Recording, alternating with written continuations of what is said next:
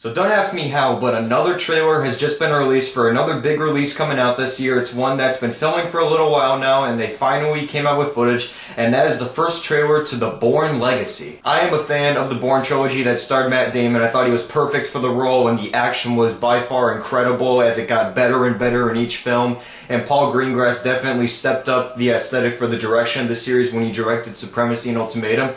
But from the way the Legacy looks, in which it has almost an entirely new cast, but they brought back Joan Allen as Pam Landy, and they also brought back Albert Finney as the Doctor too. And the new cast that they added is Jeremy Renner, Rachel Weisz, and Edward Norton as the villain. I cannot thank them enough for even just casting him in that role. This time around, instead of Greengrass directing though, it's Tony Gilroy who's writing and directing this version, and he served as a screenwriter for the first 3 movies, which he did a really good job in.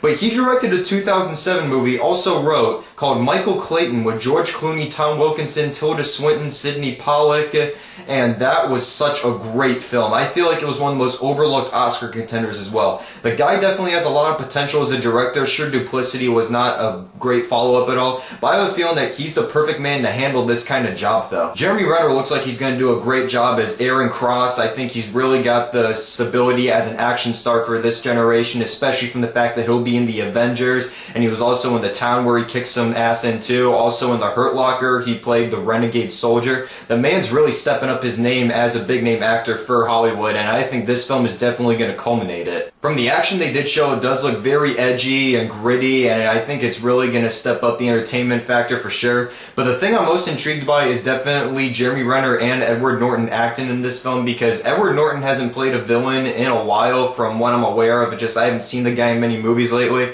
but whenever he is, he usually knocks his role out of the park, so I'm really anticipating him a lot. But it's also for how well Jeremy Renner will fill in the shoes of Matt Damon, but from the way it looks like he's going to do a pretty good job. I'll put an annotation of the trailer right here in case you haven't seen it, which I'm pretty sure you haven't because this just came as recent news for me.